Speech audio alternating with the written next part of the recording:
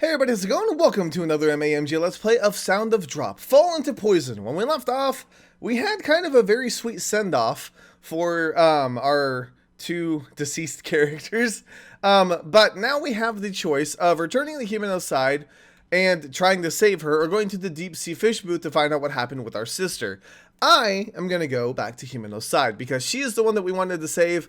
As far as I know, our sister is gone. We haven't really seen her. We've seen apparitions of her. I don't even know what she's doing. So we're going to return to Himeno's side. I hope she's okay. I've run all over Mountain Aquarium, returning to the stage. You. Having reached a shed on the edge, I caress Himeno's form as she lies on her back. She's alive. For that alone, I'm incredibly happy. Are you okay? Her face is red and feverish. Himeno seems to be suffering. So, the curse hasn't been lifted yet because she's still suffering from the maggots or whatever it was that were in her. There seems to be some change. Oh, she is no longer spewing out the parasites that were consuming her body. Could it have stopped? The parasite's strange propagation and assault. Maybe they were linked to the grudge of Mountain Aquarium. Now that the director has crossed over, maybe the so-called curse has vanished as well. In other words, at this point, Himeno has been freed from this absurdity. Now all that's left is to get her out of here, to take her to the hospital, get her an IV, and restore her strength. Let's go. Let's get going. But I can't carry you on my own. Physically, there's little I can do. At times like this, I regret my own lack of motor skills. I glance around the room, looking for something that can help. This is it! There's a hand truck for moving boxes. They probably have large tools and such on hand for the shows. I can do it. With this we can make it. I call out to the suffering Himeno many times. I bring the hand truck over to Himeno and somehow set her on top of it. From there, I get a vigorous start. We charge through a route with few ups and downs, heading for the gate. The hand truck is slicker than expected, so I push it with all my might. It's only been a 5-minute dash. Having reached the finish line unharmed, I stand completely still before several turnstiles, one right next to the other. Finally, we made it here. In just a number of steps, I'll be able to save Himeno. If that's the case, I can keep going. At the moment we pass through the ticket gate, it feels as if we are enveloped in light. Together with Himeno, I can head past that light. Is it really that easy?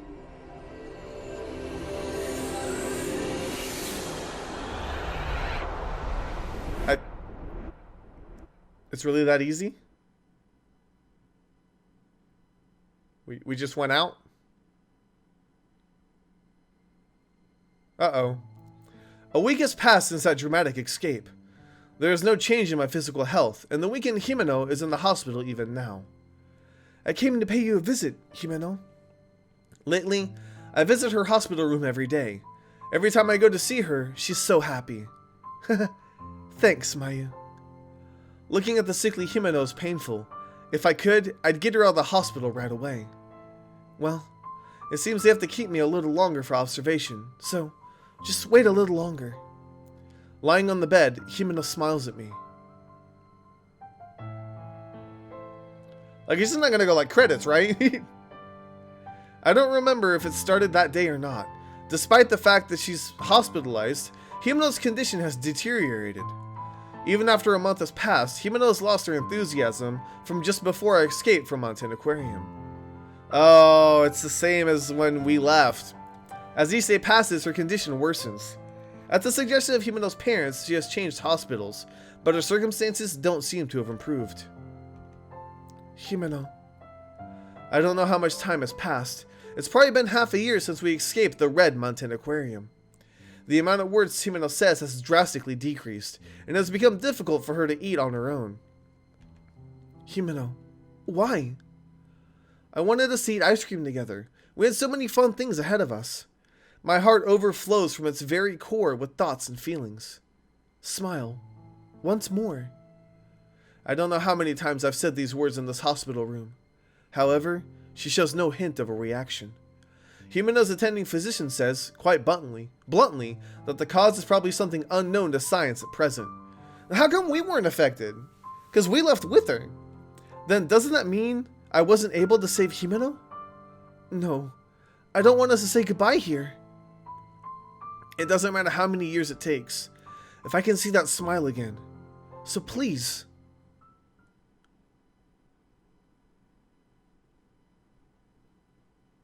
Oh, wow.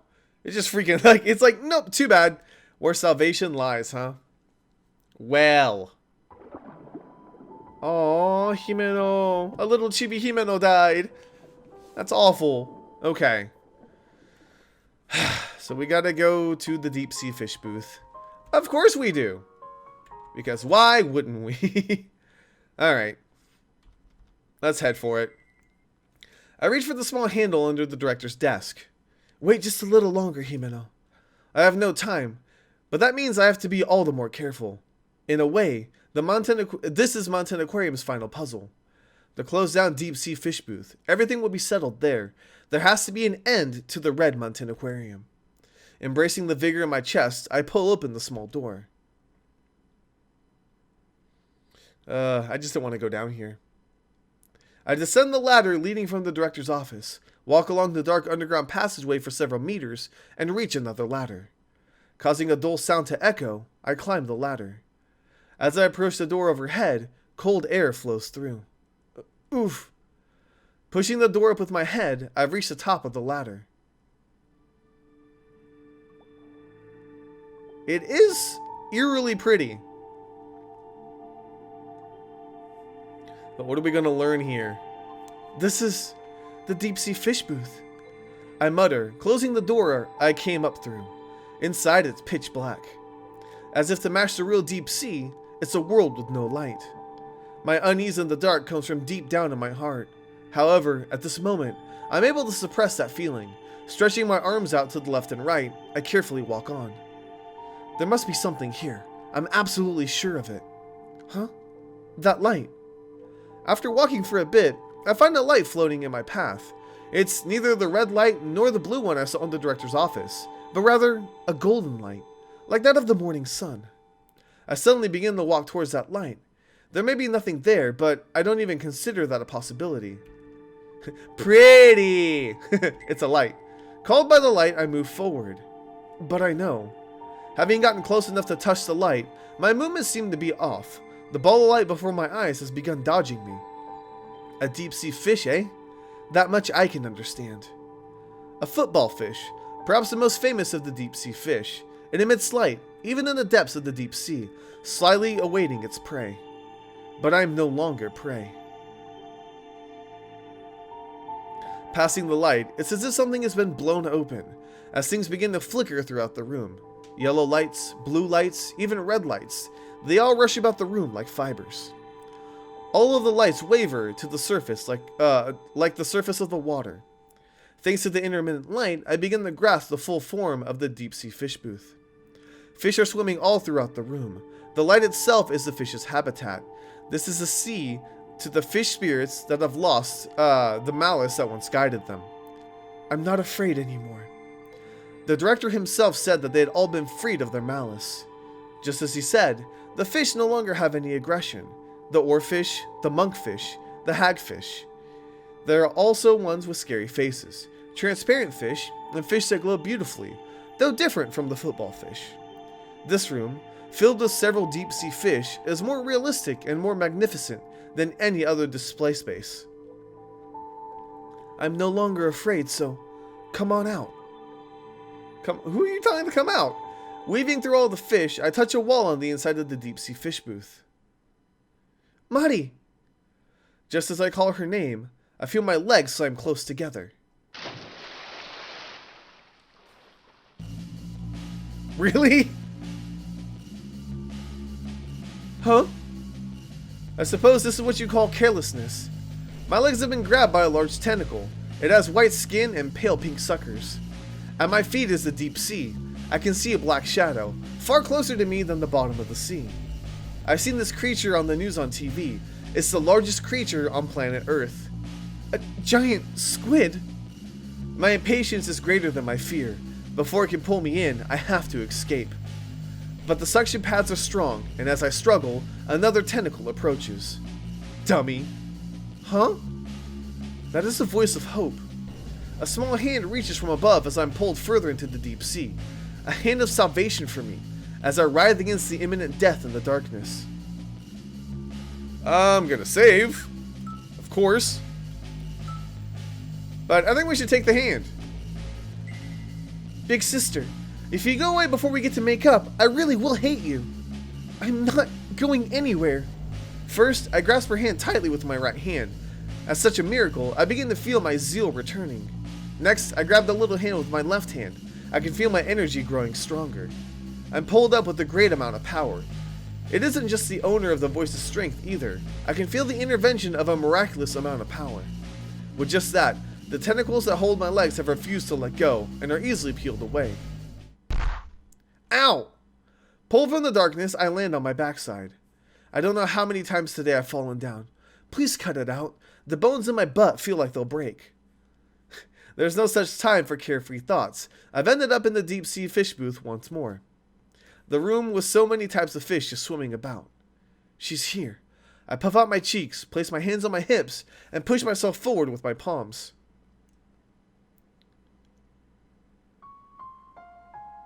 Muddy.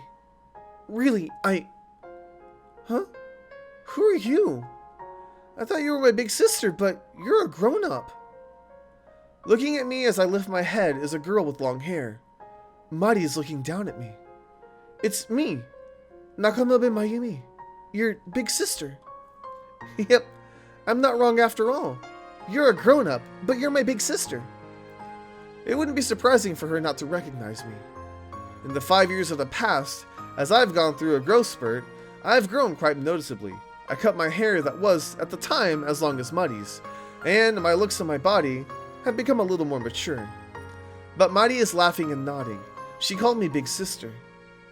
I've been looking for you this whole time, Big Sister. Since you got lost, I thought I should find you, Big Sister. This whole time. I realize that Muddy's voice has an echo to it. It isn't because of the room that we're in. It's probably due to the light shining through Muddy's silhouette. I saw something scary. A lady with a scary face wouldn't let the man who looked worried get out of the water. She was drowning him. A lady? A man? Could that be the director and Saginu Mareko? I got so scared and I ran away, but this lady chased after me. Saginu Mareko. Mari, I ran and ran. I hid myself in some sort of box. I thought of how I wanted to see you and stayed there the whole time. Then suddenly the whole place filled with water and I went to sleep. Mari, I'm sorry. I couldn't save you. Having witnessed the scene of a murder, Mari ran away within Mountain Aquarium as Saginu Mareko pursued her. Then she ended up in some empty tank that was then filled with water. And then Was it an accident? Saginu Mareko's doing? Or could it have possibly been that she slipped into the red Mountain Aquarium? In this world of strange phenomena, Mari herself probably doesn't even know. The one truth is that Mari's life was brought to an end. After that, why did you come back here? I don't know. I drifted, sleeping the whole time. Then I thought that you had come, so I woke myself back up. Mari, you're dead, aren't you? I say these words, enduring the pain in my heart. It feels like I have no choice but to say them. Yes. Sorry, big sister. The one who should apologize is me. I had no idea you faced something so terrible, and I wasn't able to save you. Even though you waited here for me, I couldn't save you. That's right. Jeez, because you almost get lost. Big sister, are you crying? Mighty says this to me in an innocent tone. I'm not crying. I am her big sister. Her big sister, 5 years her senior. So then, I can't cry. Mighty is smiling so broadly. I can't let her see me do something as uncool as crying. Finally, I was able to see Mighty. Finally, I was able to reunite with Mighty. No matter what form she takes, this isn't supposed to be a sad thing, is it? Well, I'm going now. To where? I don't know. But this cradle where I've been sleeping feels as if it's slowly disappearing. That's why I feel somehow that I'm not supposed to be here anymore. Mari, Thank you for saving me. I was unable to save Muddy, but even so, Muddy brought me through my own crisis. I'm pretty pathetic for a big sister, huh? No. After all, you came to see me, didn't you? Yeah. Mountain Aquarium's final truth. For me, that would be Muddy's death. I realized this a long time ago, honestly, but I was unable to accept it and let it go so easily.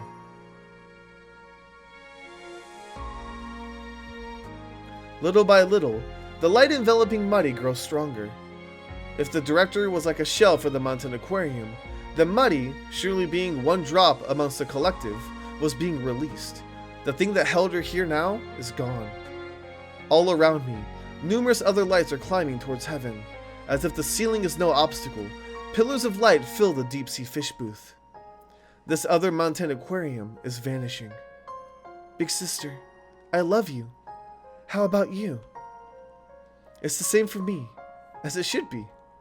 Well, I'm going then. Pull Muddy back? Why do I have that option and it's the only thing to do? I don't want to pull her back. I want to let her go. Alright, let's pull her back. Wait, Muddy. What is it, big sister? This keychain. It's my treasure, so... I pulled the keychain bearing all of my memories from my pocket. I dropped it once, but it came back, as if guided by destiny. A true treasure. Just as if she were seeing it for the first time, Muddy makes a sad face. No fair. After all, back then, you told me how important it was. It is important, and precious, so I'll give it to you, Muddy. I am your big sister, Muddy. It was such a trivial thing that I regret it from that day. I won't make that same mistake again.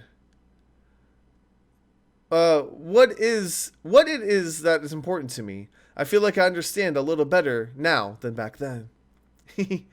Thank you, but sorry. I gave my keychain to a girl that looks like me, so I can't trade with you. A faint band of light appears in Muddy's eyes, illuminated by the numerous twinkling lights. Muddy's so pretty. It's all right. In sync with my words, I rub Muddy's head. I cannot touch her long hair, but even so, I embrace Muddy. I know that girl. She's a friend of mine. Well, then, I'll treasure it, no matter what. Okay. It's so sad. The light envelops even me. The warmth is like Muddy's own body temperature. In this way, Muddy will probably go to heaven. I believe that Muddy will definitely go on to a happier world. Because Muddy is a kind girl. Do not toy with me. Huh? Kya? Whoa! As if an arrow had been shot through the room, all of the twinkling lights stop in sync with the voice. As soon as I hear that voice, the light surrounding Muddy disappears, and it is as if time has stopped, leaving me wide-eyed at the small voice that screams hard enough to burn itself out. No. No, this shouldn't be. I deny the truth in front of me, the owner of that voice. Don't go deciding it's all over on your own, Sakuragi. Going and destroying this place because you say so. You say your objective is complete. How convenient. I'll kill that brat. I'll kill anyone who saw what I did. Then I'll return to Mountain Aquarium. What? The wall of the deep-sea fish booth is thrown open, and inside I can faintly see the tunnel tank. Himeno's standing there, lit from behind by the red light leaking out from the entrance. Her face is covered in a distinct shadow. This isn't the appearance of a weakened Himeno, nor is it the Himeno I know. Her breathing is rough and her expression is furious. She takes a stance like a model would. No. Why? Muddy's gentle expression has changed to one of fear in an instant. Everything is bathed in red light, and my pulse quickens and grows stronger. Mine? As she says this, the corners of Himeno's mouth bend.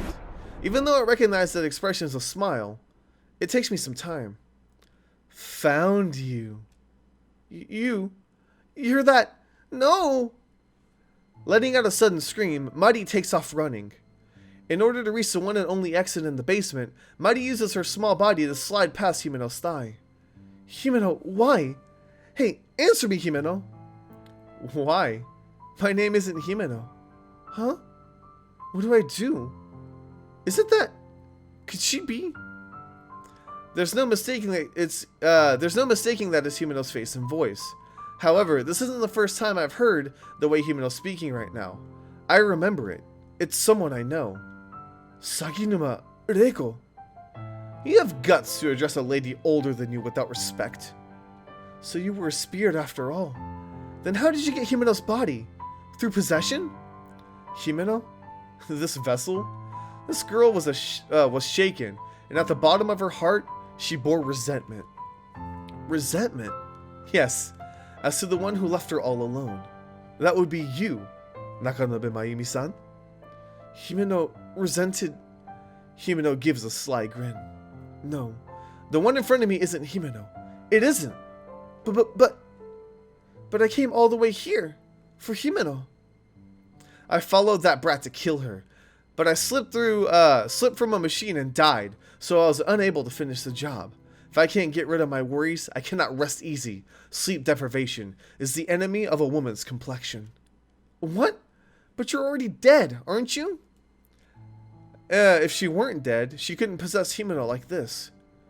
It doesn't matter. I will use this girl's soul and, this time, create my version of Mountain Aquarium. There, I will resume my peaceful existence. If you're dragging Himeno into it, then it's all wrong, isn't it? My soul is nothing more than a droplet within Mountain Aquarium. Just as I am released, I am pulled back in. My soul alone can't create Mountain Aquarium. I need something not linked to this place, or the other souls. So I'll use this girl's soul. Then, isn't that enough? Mighty's already... It does not matter. I will kill that child. If I don't, I cannot move forward. But she's already dead. There's nothing more for you to move forward to. With a twisted expression, Himeno clicks her tongue with a ch. No, that's not Himeno. Himeno would never make that face. I'll go ahead and say this, but it's because this vessel has its own will that I'm like this. The reason I hate you is because of a vector of malice from within. That's a lie. Mayu, I hate you. What? The words said on the spur of the moment, words that don't even fill up a second. Those words definitely originated from Himeno's mouth, in Himeno's voice, in the same way of speaking that Himeno uses. Saginuma Reiko spins her body around, and with the sound of her heels going clack, clack, clack, leaves the deep-sea fish booth behind. She begins walking into the Mountain Aquarium that is now corroded with red. Stupid. Himeno, you idiot! Feeling nauseated, I say this over and over. That's why I'll save you, no matter what. I don't care if Himeno does hate me, because I love her. Well... that took a turn for the worse. All throughout the red aquarium, the fish swim about. Rushing out of the tanks that served as containers, they literally migrate into every inch of the area. It has become a big ocean, far greater than just a deep-sea fish booth. The cutlass fish that was hopping around the tunnel tank is now just a school of fish swimming about. Occasionally, a manta ray passes at my feet, and a small shark swims overhead. The fish's understanding of this space is probably different from mine. The walls, floors, and ceilings are definitely there, but any concept of up or down, left or right, is irrelevant to them. The two perceptions of the world are merging together. Neither version of this world seems to be changing into the malicious aquarium that existed up until now. All of it blends together, a world on the threshold. If what Saginuma Reiko said is true, at the moment Mari and I touched hands, the new Mountain Aquarium was completed. I won't let you. This is something I definitely will not allow. I can guess where she's heading. I double my speed and head for that place as well. She said that she fell from a machine. If there's a machine high enough to die from falling off of, there's no place it could be except for the machine room. There was a ladder leading to it from the passageway where Hiyoshi-san went crazy. So that's the way I head. Is Hiyoshi-san still here? Weaving through the fish, I move along. I'm gonna save the people who are important to me. Let's go. There's a door combined with a panel on the wall just after exiting the tunnel tank. Upon closer inspection, the words staff only are written on it. I open it and see there's a staff passageway that goes to the stage. There are many hidden passageways besides this one in the aquarium. Before I realize it, I become so knowledgeable about this place. I have no time to get caught up in sentimentality. Stopping Saginu Mareko takes priority. Upon opening the door, cool air flows out. Just to be safe, I look all around, but there's no sign of Hiyoshi-san. Where'd he go? Because he was alive, he wasn't dead. The time axis may still be changing every time someone passes through a door, but I don't sense any strange phenomena in the dead silence of the passageway, so all that's left to do is to move on. Himeno! Though I call out in a loud voice, I get no response. Himeno, Mari, where are you? As I move further in the passageway, I call out several times. However, there's no response. If so, then Saginu Mareko has probably already climbed up. I climb the ladder on the side of the passageway. As this passageway is essentially in a sub-basement, the very top is quite high up.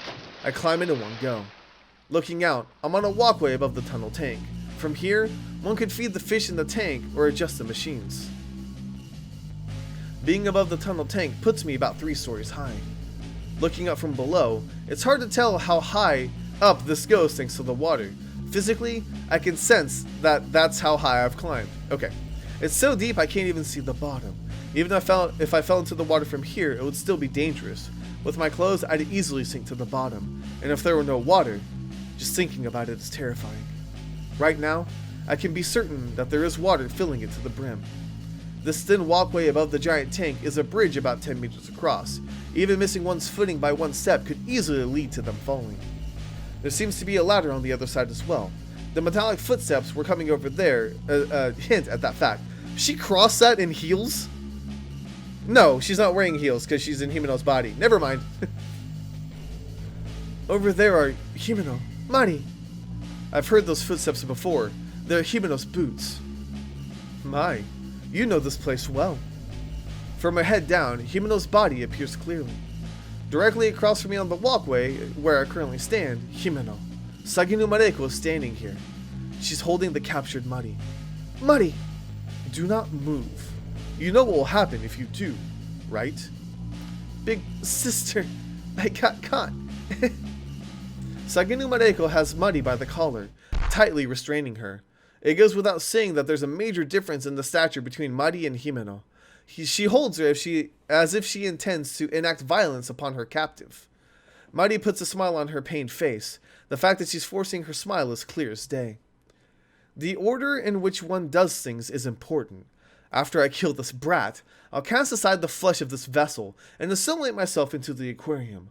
Once my Mountain Aquarium is complete, I'll curse you and end your life. So keep quiet and observe. Stop calling Mari a brat already, and stop calling Himeno a vessel.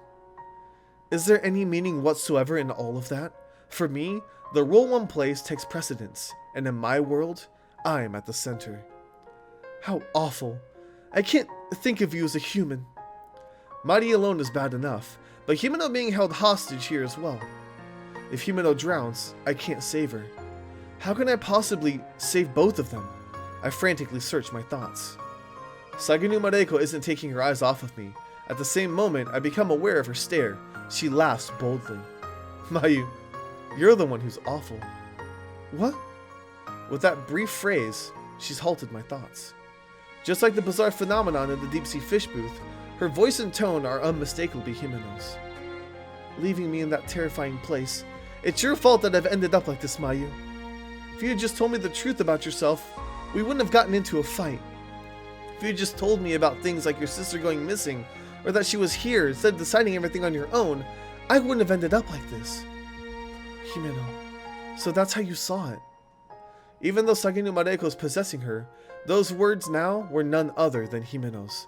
Okay, I'm going to go ahead and leave this episode right here because I feel like we're going to have one final confrontation with Saginu Mareko, and then we will be able to achieve probably the true ending to this game, or at least a good ending to the game. So I'll save that for next time so that we have a good chunk of, I guess, content to go through. So hang tight, and we will probably finish this in the next episode. But for now, thank you guys so much for watching.